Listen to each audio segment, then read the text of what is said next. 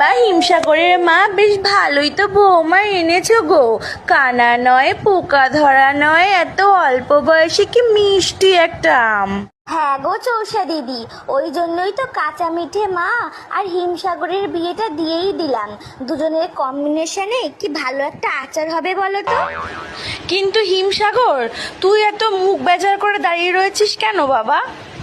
না না, আসলে আমার মুকুলটা বিয়ের নিয়মগুলো পালন করতে করতে একটু ক্লান্ত হয়ে গেছে তো, তাই আর কি। চলো আমরা এখন যাই, ওদের একটু আলাদা ছেড়ে দিই। উফ মা, তুমি না আর আমাকে মুকুল বলে ডাকবে না। আমি যথেষ্ট বড় হয়েছি, আমি এখন আম। তাছাড়া আমি আগেই বলেছি যে আমি এই বিয়েটা। চুপ কর। যত বড় বোটা না তত বেশি আঠা। অল্প বয়সে বেশি পাকিস না, স্বাদ ভালো হবে না বলে দিলাম।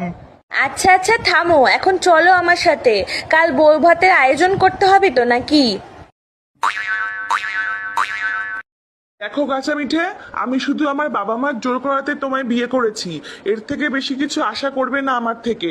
আমি শুধু আমার আম্রপালিকেই ভালোবাসি। আমি তোমার সাথে মিলে আচার হতে চাই না। আমি আম্রপালির সঙ্গে মিশে ম্যাঙ্গো জুস হতে চাই। কি বললে? তুমি আমার মতো একটা ভালো জাতের আম ছেড়ে ওই হাইব্রিড মালটার পেছনে পড়ে আছো? একটা মিশ্র প্রজাতির আম কোথাকার। ব্যাস, আর একটাও পচা কথা বলবে না আমার আম্রপালির নামে। হাইব্রিড তো কি হয়েছে, স্বাদে গন্ধে রূপে কোনো অংশে কম নয় ও, বুঝলে? তুমি থাকো এখানে, আমি চললাম আমার আম্রপালির কাছে।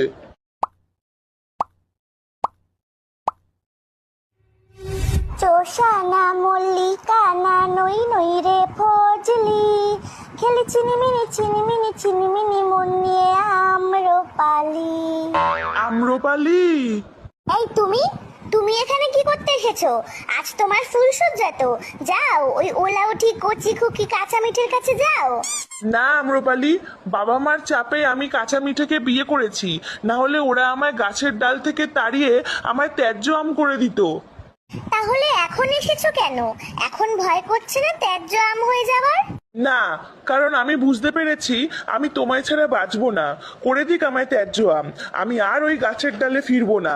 আমি তোমার সাথে তোমাদের গাছের ডালেই ঘর জামাই হয়ে থাকবো। এই শোনো, তোমার বিয়ের খবর পাওয়ার পরে থেকেই না তোমার থেকে আমার মনের আঠা উঠে গেছে। তার উপর আবার নিঃস্ব হয়ে এসেছো আমার কাছে। আমার কাছে না এই খোসা ছাড়ানো ত্যায্য আমের ভালোবাসার কোনো দাম নেই। আমি এখন আমার অ্যালফান্সোর প্রেমে পড়েছি।